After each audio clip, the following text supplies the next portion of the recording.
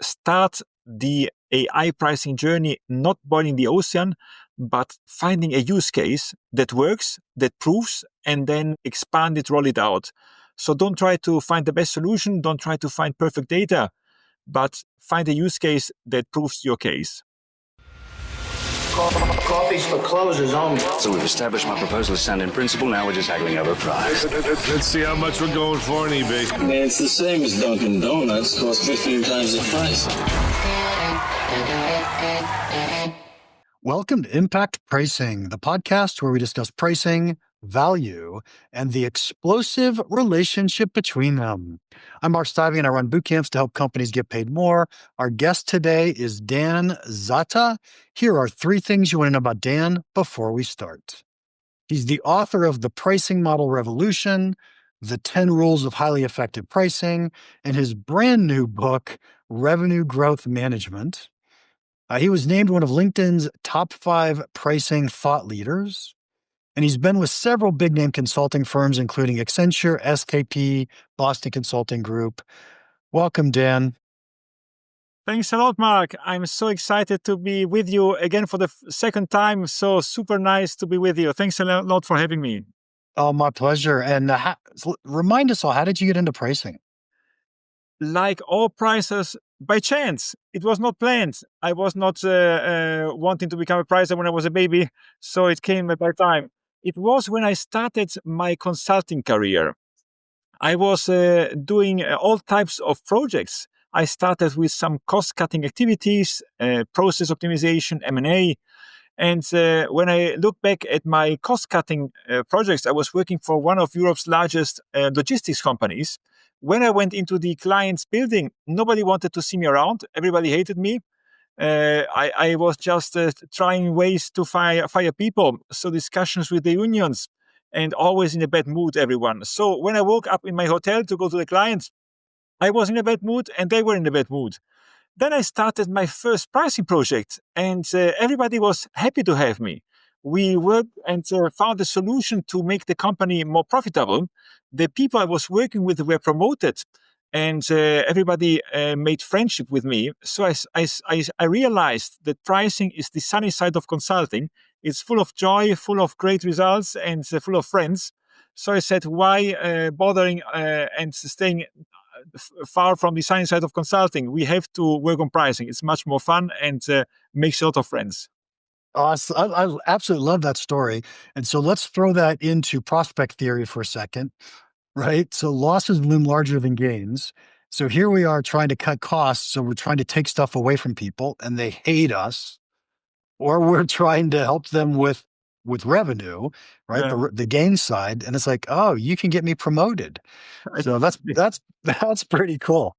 Now you made me curious, Mark. How did you get into pricing? Oh gosh.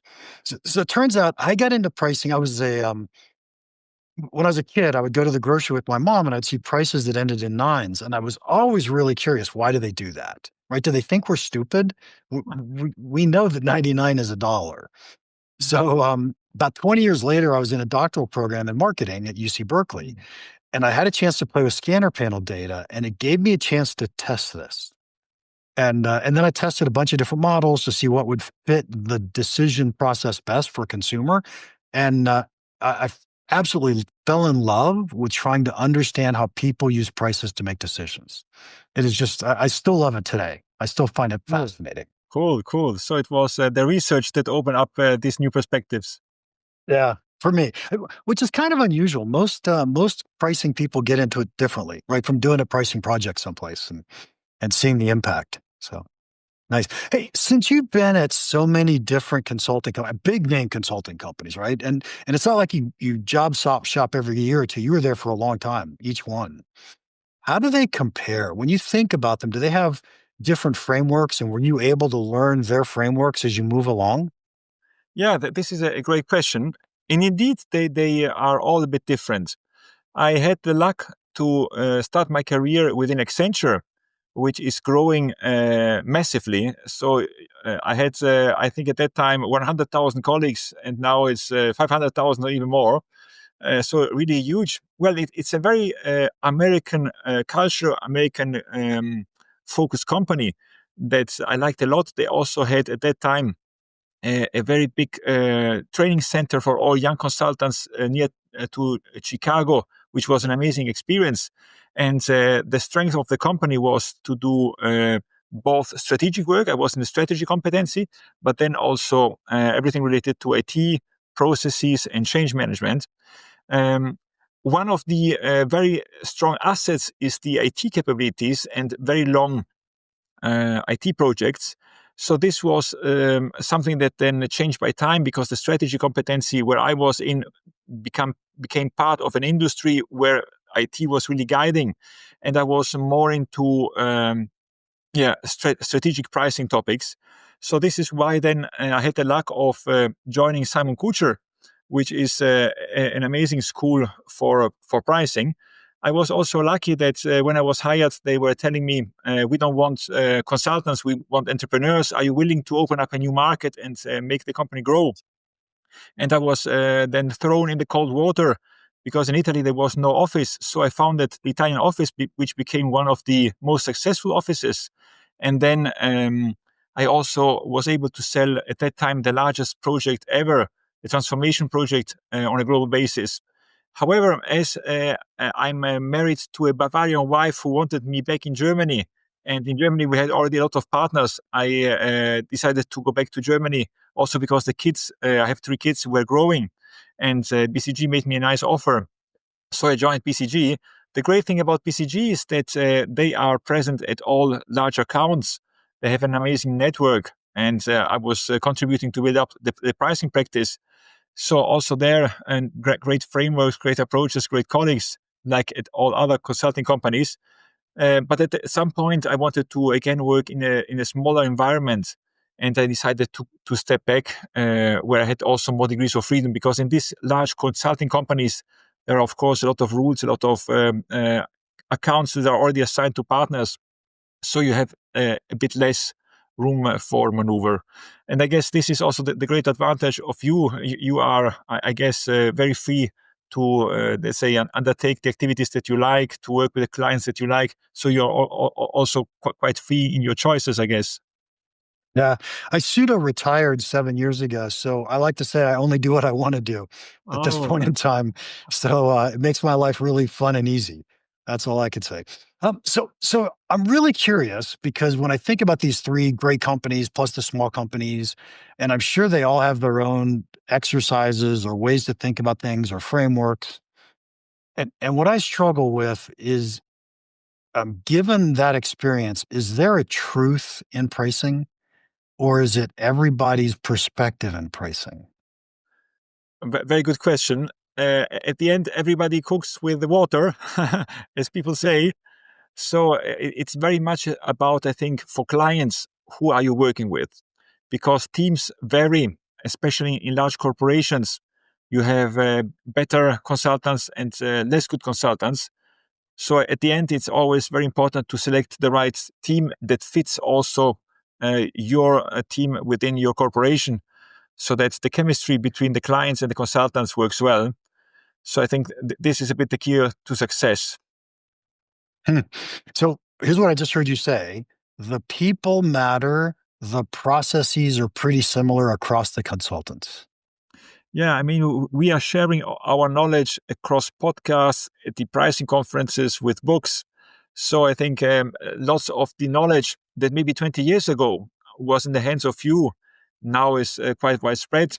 And then you are also seeing that a lot of consultants are moving. Some consultants of this consulting company are now working with this other. These other consultants created a spin-off, a carve out, and are offering their services in this region. So I think pricing knowledge is more democratic at the moment.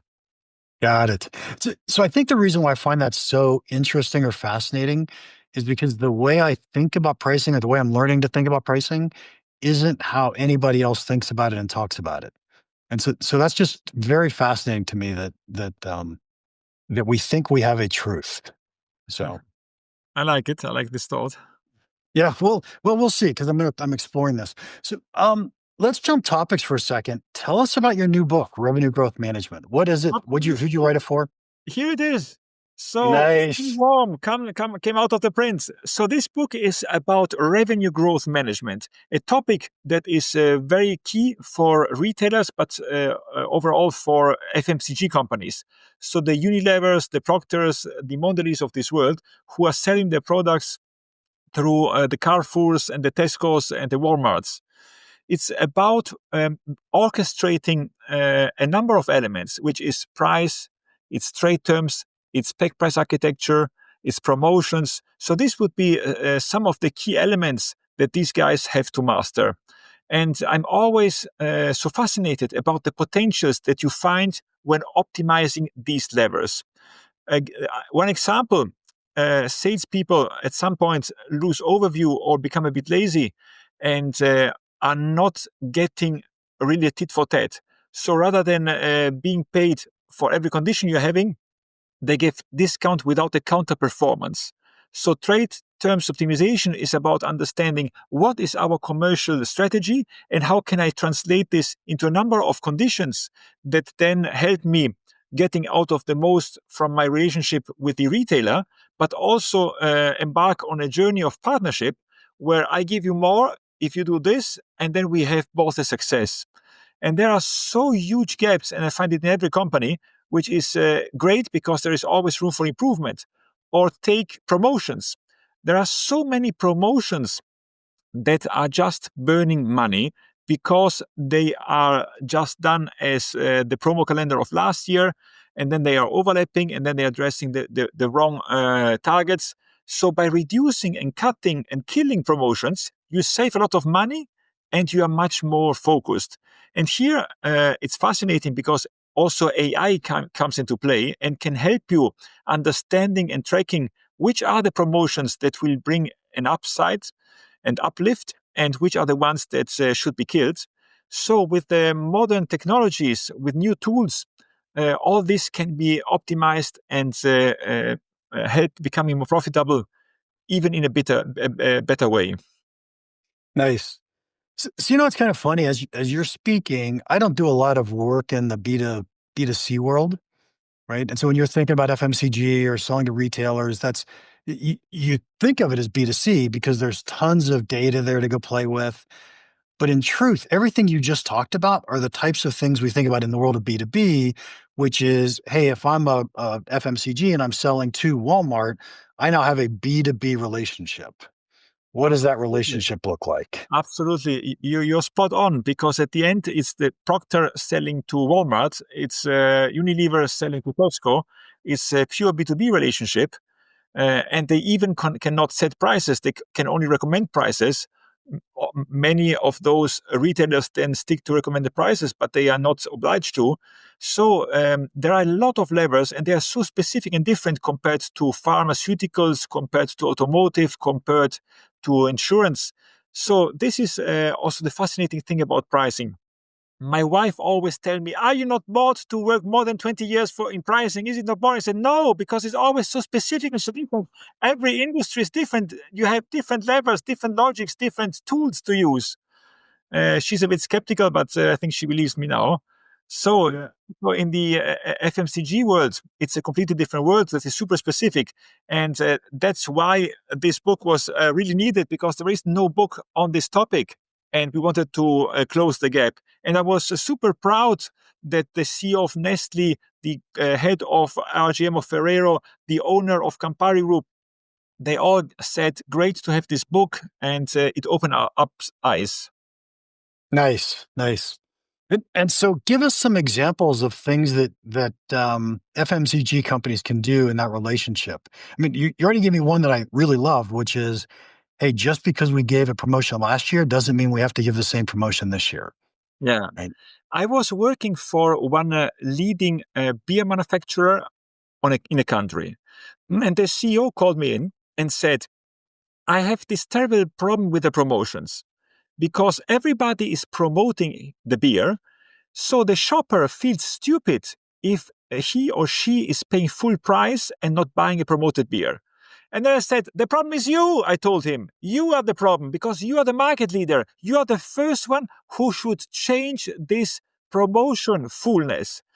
Of course, you cannot expect that a small local beer producer is doing the first step. You are the biggest, you have to change first. And then he looked at me, he was a bit shocked, and he said, well, if I do this, I will lose volumes. Yes, you might lose volumes, you might lose some customers that are only price seekers, but at the end, this will be paying off because you are bringing down this promotion level that is too high. Then he didn't speak with me for a couple of days, and then 2 days later he came back and said, "Okay, let's make a trial."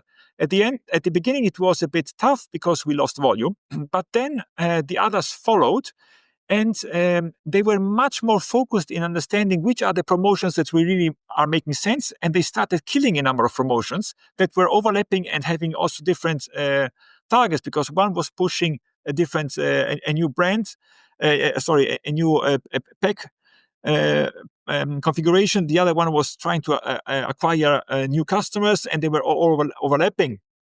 And by reducing this, by having a new promo strategy, profitability went up. Then we introduced also a tool based on AI to understand and anticipate what will be the uplift and the return on investment on the promotion. And also this helped us killing a number of promotions and focusing on others. At the end, we were saving money on promotions that were useless and focusing on the one that were bringing uplift, also avoiding cannibalization. And the success was really huge. One of these gentlemen also endorsed the book. It was really amazing. So you just said volume went down, but profit went up. Is that right? Yeah. Because they were wasting so much money in overlapping promotions. There was nearly once a week a promotion. It was crazy. And of course, if you are the market leader, then it's your role to guide the market to stop price wars, to stop promotion excessiveness, and drive it to a higher level of pricing and lower level of promotions. So I'm always fascinated by this pricing leader, pricing follower conversation. And so as the pricing leader, did he make an announcement in the trade press that says, hey, we're doing this to see what else happens, to see if other people follow? Yeah, in this case, he did not, because everybody's using data of a famous provider that tracks all prices and all promotions. So just by reducing them, everybody immediately saw. So there is big transparency there.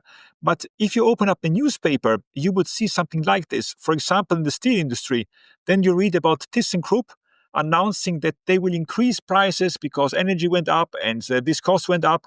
And then a few days later, you hear about ArcelorMittal and they say, oh, our costs are going up, so we will increase prices. So the first one is saying, hi, we are increasing prices. And the others say, I'm following you, we are coming.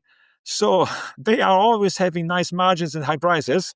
And through this price signaling, which is legal, you're not, of course, doing anything which is illegal because you're communicating this to the entire market. This is doable. Did you have any of these examples in the US? So it turns out the airlines do this all the time, right? They're announcing changes in features, capabilities, price increases. It's pretty fascinating that if you go back to when they started charging for checked luggage, every airline started at the exact same time. Yeah. Right? So why is that? Well, because we all announced it and said, "Hey, let's go do this." It wasn't collusion. It was implicit collusion. Absolutely. Right? This So pretty fascinating. I love the concept. I think it's harder to do if you're lowering prices, though. So I would think of eliminating promotions. Eliminating promotions is raising prices. Yeah, that's good. Yeah. That's good. Cool. There was one other thing I was going to.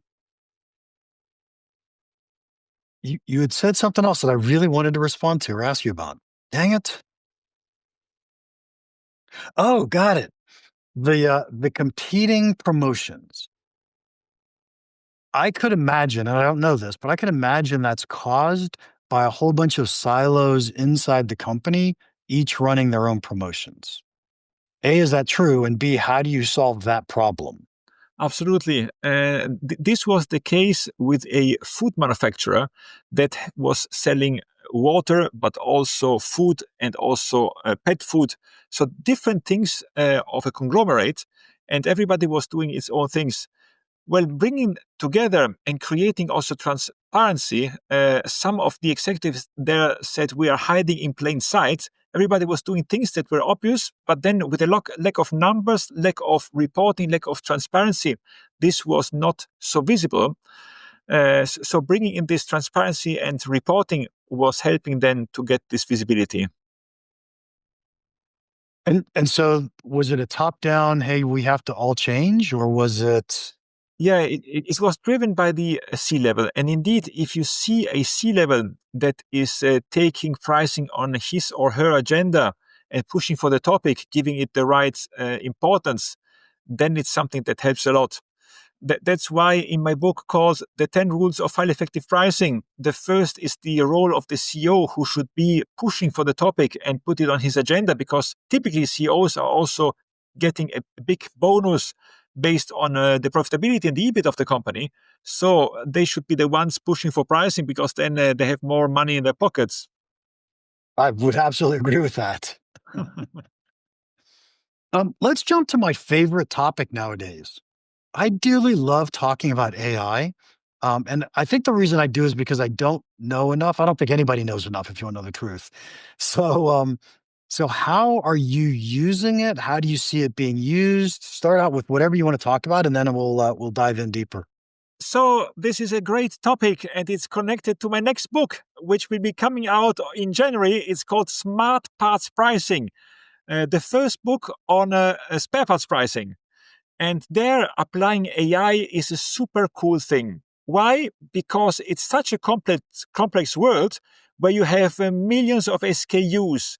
You have prices that were historic. You have prices of competitors, prices of suppliers. You have characteristics and features of your spare parts in terms of diameter, in terms of weight. So combining all this is really difficult if you do it on Excel. And one of my clients, a large automotive group having over 600,000 spare parts, asked me to support them optimizing spare parts pricing. And then I was introduced to the spare parts pricing team, and then they looked at me and they said, well, you are here because our CEO wants you here, but we don't want you here because we are already very expensive.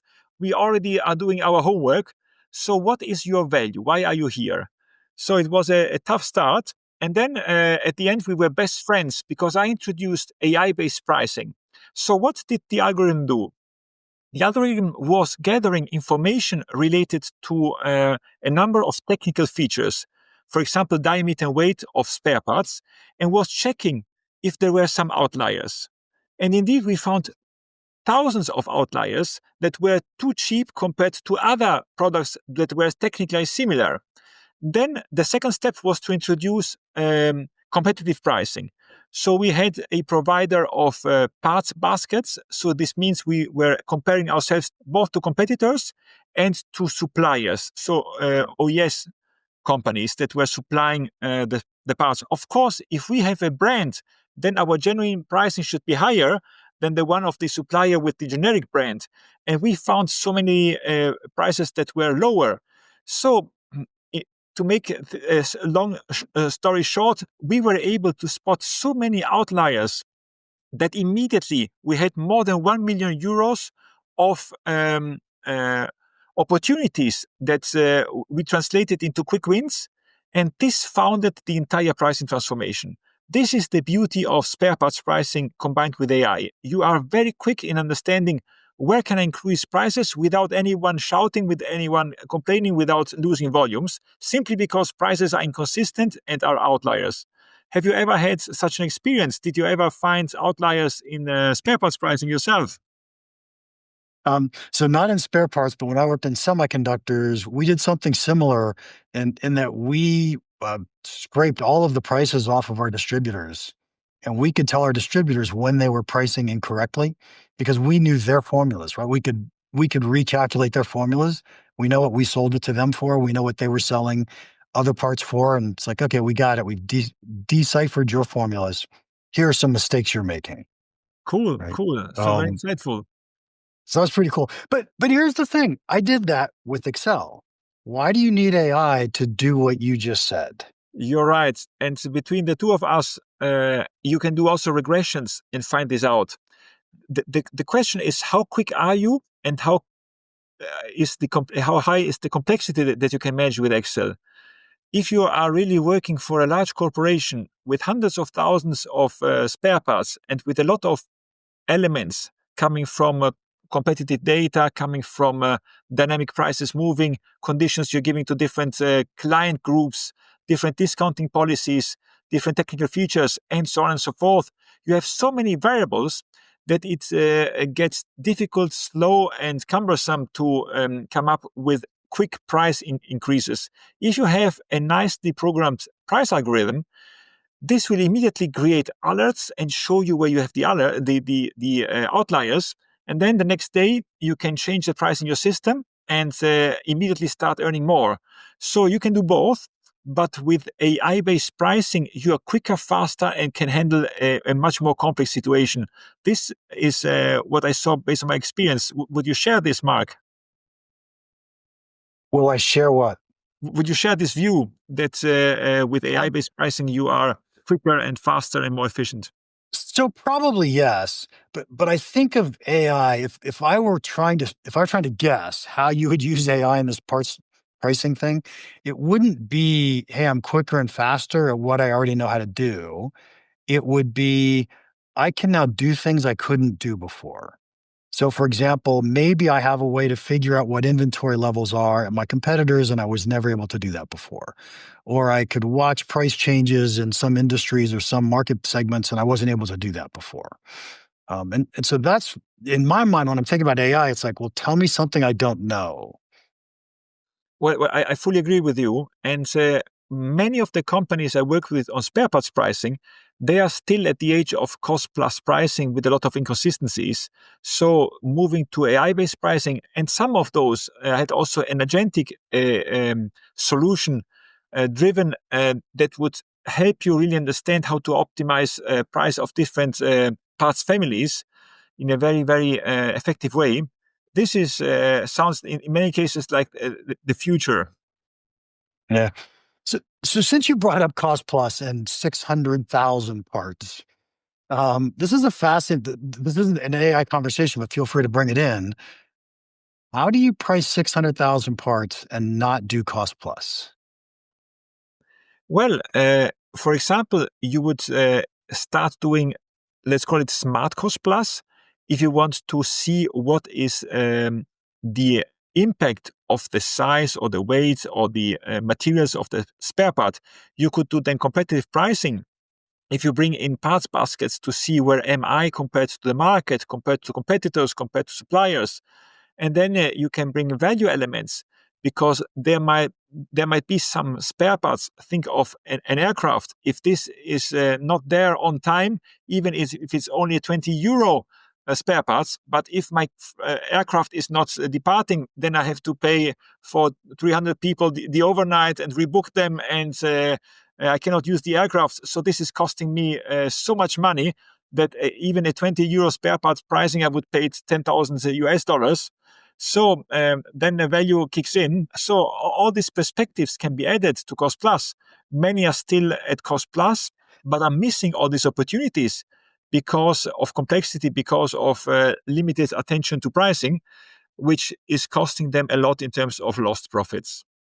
I love that answer. That's actually how I think about it as well. When I try to coach a distributor or someone like that, it's, hey, let's start with cost plus, and now let's pick out, high branded products or high value products, or products where we don't have any competition, and so can we create these little, let's call it cohorts of products, Yeah, I like and it.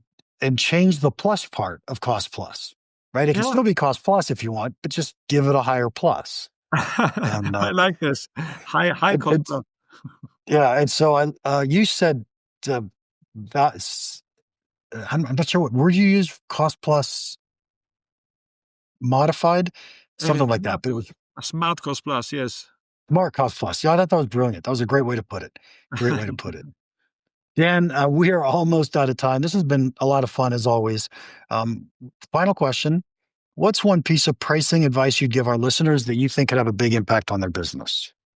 Well, my advice is to start the AI pricing journey not boiling the ocean, but finding a use case that works, that proves, and then expand it, roll it out. So don't try to find the best solution. Don't try to find perfect data, but find a use case that proves your case. I think that's a great answer.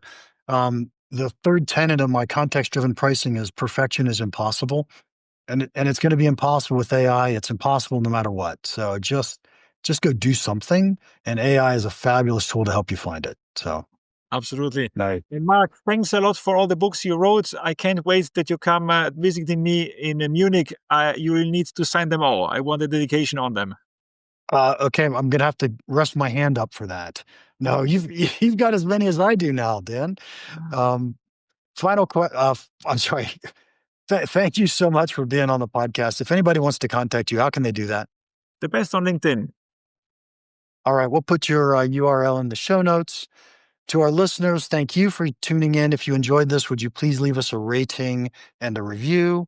And finally, if you have any questions or comments about the podcast, or if your company wants to get paid more for the value you deliver, email me, mark@impactpricing.com. Now, go make an impact.